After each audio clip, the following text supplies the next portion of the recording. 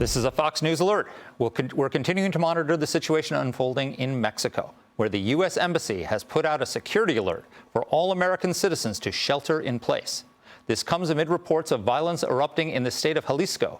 Tourists at a resort in the city of Puerto Vallarta were told not to leave the resort, while photos and video shared with Fox News Digital capture billowing dark smoke clouding the skyline of the city.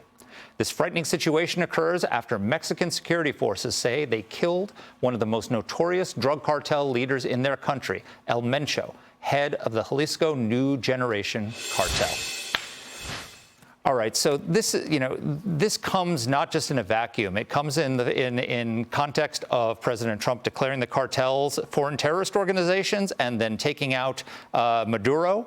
Would Mexico be doing this if it hadn't been for the pressure President Trump is putting on them? I don't believe so. I mean, I don't know the domestic politics of Mexico in depth. I know that Mexico has, every leader we've seen in Mexico has tried to find some way to, I guess, live with these cartels, maybe out of fear, maybe out of being corrupt in bed with them. I'm not sure.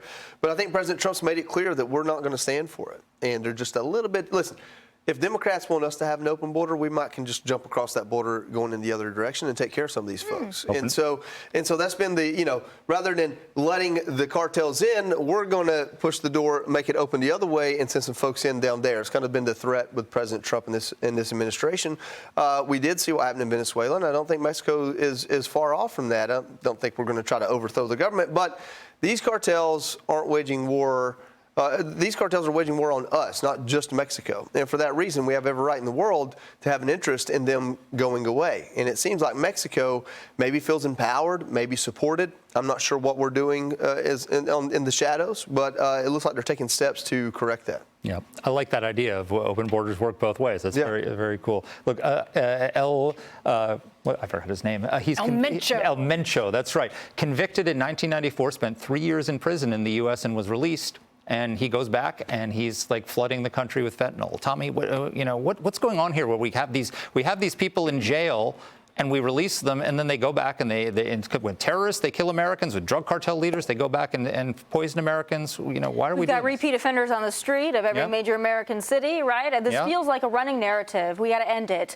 I think President Trump has mentioned more than once that he is more than happy to assist with President Sheinbaum, if she so desires, in dealing with their cartel problem. Now, up until now, I don't think that she's necessarily given him the green light to do so. Maybe what's going on right now will change that. I certainly hope so. But I will also say this, just to the point on the Americans that are in Mexico being asked to shelter in place at their resorts. I can't imagine how terrifying that is right now because of what's going on. And we're seeing images all over social media. I mean, it looks like a war zone because it probably is.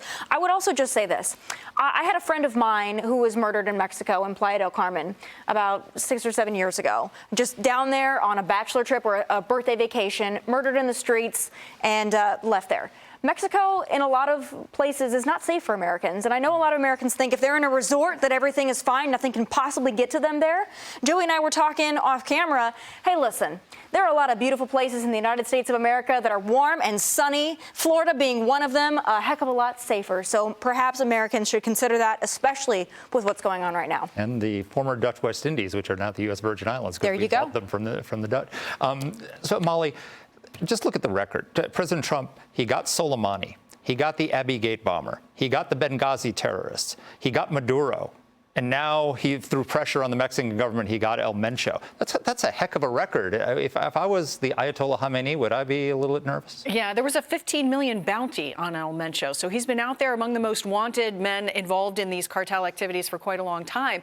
And of course, the great credit goes to the Mexican military here as well. And actually, as we're talking about Claudia Sheinbaum, the President Jillian Turner, our State Department anchor and reporter, just flagged that she put out a statement talking about how this did result in various blockades and other reactions, and also offering praise to the Mexican Army, the National Guard, the armed forces, which brings me back to what you brought up at the very beginning, Mark, where you talked about the pressure that President Trump, at the very beginning of this new second administration, put on not just Mexico, but on Canada in redefining what these cartels mean. broadly, that they're terrorist organizations, and kind of drawing and putting this pressure on through tariffs to a certain extent, which makes it interesting and perhaps notable in the Supreme Court's most recent decision.